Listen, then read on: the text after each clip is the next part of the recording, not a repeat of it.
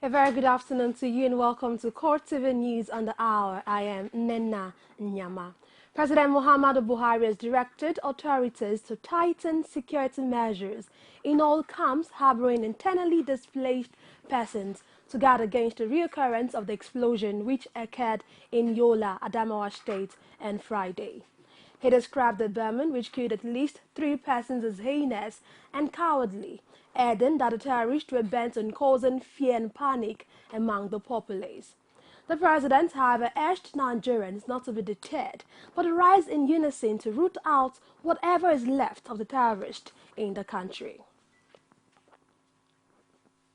Meanwhile, 5 persons were also killed in a bomb blast in Ughelli, Adamawa State. The executive secretary of Adamawa State Emergency Management Agency, Haruna Furo, disclosed this to journalists in an interview on Friday. He also said several other persons were injured in the attack. Furo said a bomb was detonated by a female suicide bomber who died in the attack along with 4 others, and also led to varying degrees of injuries and several others. Furo said the incident occurred at Ughelli Market on Friday morning at almost the same time the Makohi internally displaced persons camp attack occurred. Former Vice President Atiku has expressed sadness at the bombing of the Yola IDP camp in which several lives were lost and many persons maimed. In a press statement released by his media office in Abuja on Friday, the former Vice President said the bombing could only have been planned and executed by persons with hearts of evil. Atiku said it was pathetic that the bombers targeted thousands of vulnerable people, mainly from Borno and Edo State, who were seeking refuge in the camp. He, however, expressed a conviction that Nigeria will win the war against terrorism in spite of such acts. The federal government has ruled out the possibility of shifting the deadline for all ministries, departments and agencies to comply with the presidential directive on Treasury single accounts. In a statement issued by the Deputy Director Press at the office of the Accountant General of the Federation in Abuja on Friday, the Accountant General of the Federation, Ahmed Idris, said the Tuesday, September 15 deadline is realistic, achievable and not subject to postponement. According to him, all MDAs should close all accounts with the commercial banks on or before the deadline. Idris said the implementation guidelines have been developed and would soon be made available to all interested parties and the general public. The Northern Governors Forum wants Nigeria to be united against injustice and corruption in the country. Borno State Governor Kashim Shettima said this at a news conference preceding the governors' meeting in Kaduna State.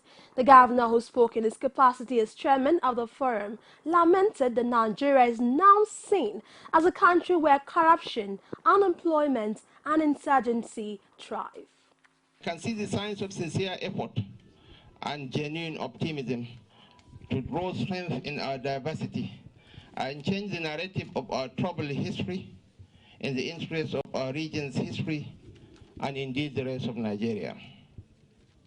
As leaders of our people at this crucial epoch of our history, and democratically elected ones at that, we are left with no choice but to rise up to the occasion and live up to the people's perfectly understandable expectations. We must seize this moment, for history is beckoning at us.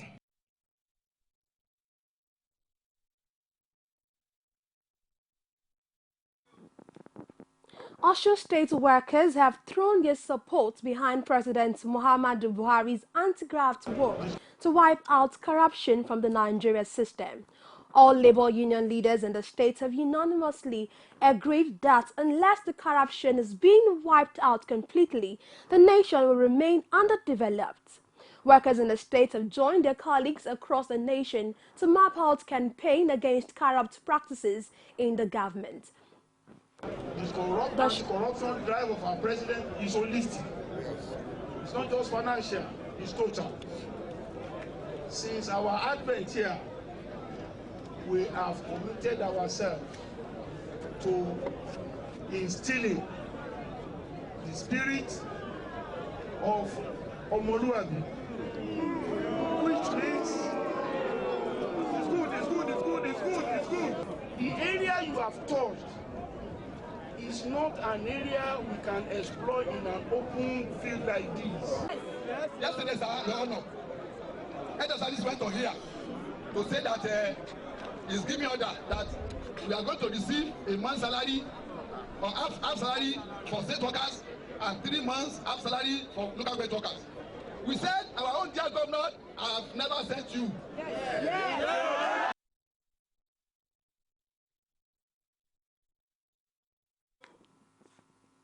The anti-corruption rally held nationwide by organized labor unions also battered in Ekiti State, but not without some drama. The Ekiti State Governor Ughelli State passed the rally as a jamboree while accusing labor leaders of conniving with the political class to loot the nation. The labor rally, however, passed the message of reduction in the cost of governance and politicians should shun corrupt practices. Rashid has more in this report. We are aligning with the position of the federal government. The problem of Nigeria is not the problem of policy implementation. It's the problem of corruption. The rally, like others across the country, is to send anti-corruption message to Nigerians, says the fight against corruption is a focal point of the Muhammadu Buhari administration. The Ekiti State organized labor took the rally to major streets in Ado Ekiti with various placards before terminating at the governor's office with a message for the political class. This action has become necessary to bring to the fore the urgent need for the national discourse to drastically reduce the cost of governance. But to the governor of Ughelli, the rally is just like a jamboree while taking a swipe at the anti-corruption style of the Buhari administration. This rally is mere propaganda and jamboree. You know, if a leader is leading a country to fight corruption, he must start from his own base. He must start from his own aides of the president, aides of the governor. They must start from their party. However, the union leadership says the anti-corruption drive by the labor union is a non-stop activity. The trade union centers in Nigeria, they are bringing a kind of initiative to erode out of the system corruption. With the labor unions and the federal government on the same page to fighting corruption, observers say this may be a clash between the politicians and the nation's bureaucrats. Rashid, CoreTV News, Ado Ekiti.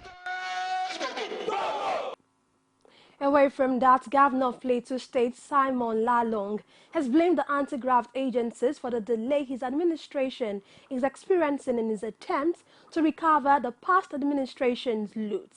Lalangue was speaking in Rayfield, Jos, stated that although the state government has presented compelling evidence of stolen monies belonging to the state, he wonders why the Economic and Financial Crime Commission has taken so long in recovering them.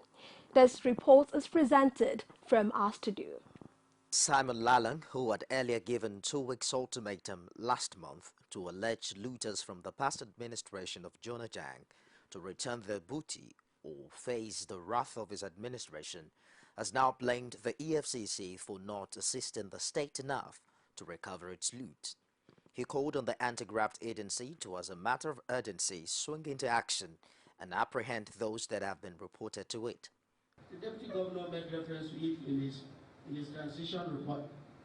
But for that, we have written to EFCC clearly in evidence, and we've asked them to investigate. Maybe the delay now is from EFCC. If they delay this week, I'm going to remind them that we cannot continue to have a delay. It's not the normal EFCC. Because with clear evidence, they would have gone in. EFCC had the cause to arrest some of us when there were no evidence.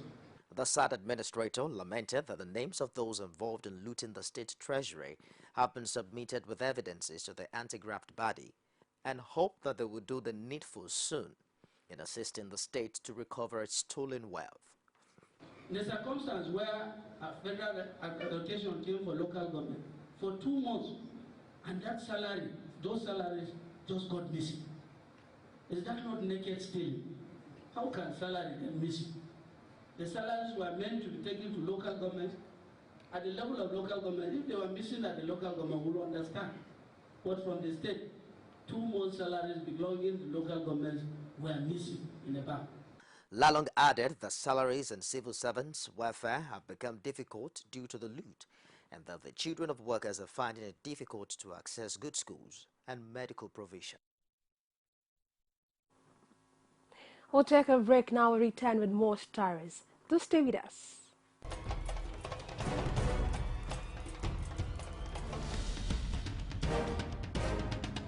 This is what the people are saying.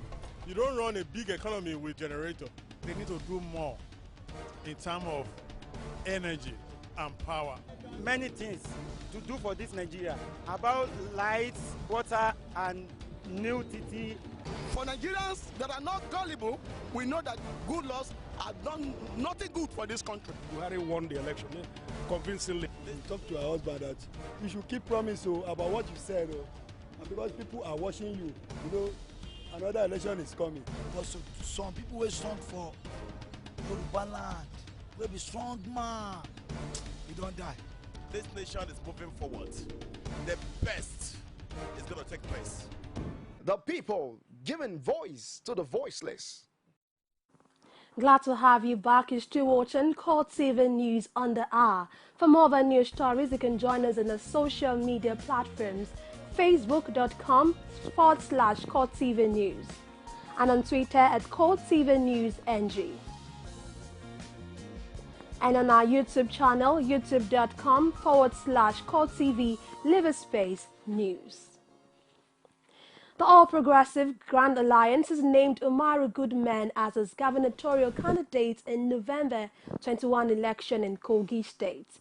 National Chairman Victor Oye said this shortly after the candidate picked his nomination forms and was endorsed at the party secretariat in Abuja. He insisted that the party's choice is the man to beat by the leading candidate, whom he described in glowing terms. We have chosen him from the multitude of aspirants as the best we can offer to the people of Kogi State. Our activities in Kogi of recent show that we are ready to win that state. On November 21, we're going to win the governorship election. While PDP is hemorrhaging, APC is asphyxiating. ABGA is the only party with a clean bill of health in Kogi State today. It is the only viable alternative for the people of Kogi State. We ABGA are out to save a people. The place called Kogi is as rotten as that of an egg, which is of no value to anybody. The next thing you have from it is to emit stains. Everywhere we polluted. They have polluted Kogi, crooks and criminals in the other political parties. You can't tell me that you will screen 30 people and 30 people will survive, will screen through the screening, even when they are not meant to screen through.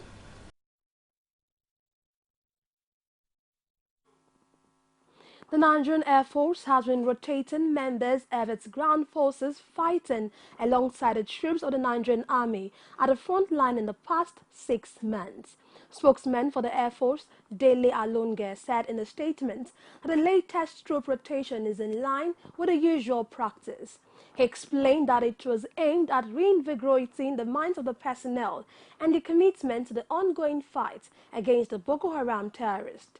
The Air Force spokesman also stated that the subsisting troops have been airlifted from the theater of operation to their various units. The police in the Federal Capital Territory have arrested 9 robbery suspects who have been disguised as cab operators to rob unsuspecting passengers of their valuables in the FCT and its environs. Police spokesman Andrew Guri Manza disclosed this in a statement issued in Abuja on Friday. The police said the arrest was as a result of the renewed effort of the command to rid the territory of hoodlums. He added that the FCT police have also busted a notorious armed robbery syndicate and recovered arms and ammunition from them. The police spokesman revealed that the suspects were arrested after a gun battle in the Lalangue area. The Imo State government has banned trailers from operating within the cities between the hours of 6 in the morning and 7 in the evening. In a statement on Friday, the Chief Press Secretary to the Governor, Sambo, disclosed that this action is born out of the desire to protect the lives and property of the people.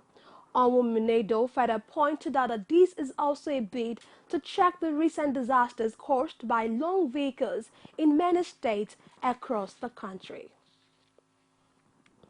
The popular Poli-Yagba Road that serves as a major route used by residents and students in Imo State to access the Federal Polytechnic Nekedi and Federal University of Technology is now a dead end to motorists. Our correspondent Ajibade Awofeso, who has been monitoring the way at which the road is deteriorating, files in this report. The popular Poli-Yagba Road that serves as a major route used by residents and students in the state to access the Federal Polytechnic Nekedi and Federal University of Technology is now a dead end to motorists. The people of Nekedi for some time now have been lamenting over bad roads. Survey within the community shows that not even one road is good within it. According to the people, they wondered if they are part of the state or not. It's a disgrace. It's a shame. Okay. It's a shame. Why I say it's a shame is this: we voted a group of people into power. Yes. And it's a disgrace that we are swimming on pool to go wherever we are going. Some days ago, some people are going to Tokyo for industry, something industry. You will be allowed to go to Tokyo. You will be allowed to live, to go and learn what you are going to bring back. Nobody can pass through. Yeah, we have two federal universities here. This is Plateau, this is Nekedi. These two schools now will attract investors, businessmen to come and invest. We have empty land, we have things that will make business grow here. So because of these roads, if you call someone to come and invest or do some business here, they will tell you that Nekedi Yagba Road, there is no road there. They don't want to take away by their motor will spoil or something like that. Some of them seems not happy with the governor's gesture towards the road. They said it appears their own votes has turned against them. You don't need to be told what to be done for Christ's sake. A governor knows his people is traveling left and right. A governor knows there's a road called Futo Road or Poli Road. If he doesn't come this way, his assistants, his people, commissioners, although we don't have commissioners, we don't have anybody, only governor. He's the commissioner, he's the local government chairman, he's the TC chairman, he is everything. He should know that people are suffering. People are dying. If you put your car on the road, go and come, you lose your car. Tomorrow you are standing for Keke, you enter Keke, they rob you inside the Keke. You enter Okada, they rob you inside Okada. What are we for? Democracy or something else? We are dying, people are dying. Effort made to get the government view proves abortive as none wish to talk on it. With refuge blocking and obstructing the waterways, the road conditions certainly will continue to degenerate on a daily basis. Drastic measures is however required by the government to correct the wrong as soon as possible. Ajibade Awofeso, CoreTV News, Owerri. And now to Plateau State, the state governor, Simon Lalangue, has appointed 12 new permanent secretaries into the Plateau State Civil Service. Our Plateau State correspondent filed in this report as presented from our studios. After laying off 7 permanent secretaries and demoting 17 others, the Plateau State Governor Simon Lalangue has appointed 12 new permanent secretaries into the Plateau State Civil Service. The governor corrected the assertion of being slow in constituting his cabinet, stating that he's taken a cue from President Buhari so as to place round pegs in round holes. Your portfolios and responsibilities. Let me reiterate that our underlying philosophical approach to development is people-oriented and people-centered. This implies that our policies, being a deliberate course of action to achieve set goals for the common good of the people, cannot be handled with impunity. Your performance in the short, medium, and long terms will be measured through laid down timelines for our 5-point agenda, which you should acquaint yourself with. On this note, I congratulate and welcome the new permanent secretaries into their new responsibilities and look forward to their valued contribution to the rescue project. Time is of essence. You therefore must be alert to critically think out solutions on how to implement the rescue mandate to meet up the expectations of the people of Plateau. While speaking on behalf of the newly appointed permanent secretaries, Stephen Gado called on the team and supporters of the administration to continue to pray for them to succeed in order to ensure that every decision taken is people-centered. We don't intend to disappoint anybody in this hall and in the state. Because your presence here, apart from being a solidarity, it is the desired pressure on us to do that which is right. And therefore, we fall back on you again for prayers. That with your prayers and with your physical advices, we will do that which is right for the benefit of the people of Plateau State. Mr. Governor, we thank you, ladies and gentlemen. Thank you. Those who attended the swearing-in ceremony added their voice to the call for patience, stating that Governor Lalangue would deliver on his mandate. This governor is a man who places round pegs in round holes. You can see from what he has just done in today. He is somebody who doesn't work on assumptions, on rumor, on side talks. He goes directly to where the issue is really boiling, and he pins the thing down to the board, exactly as he said.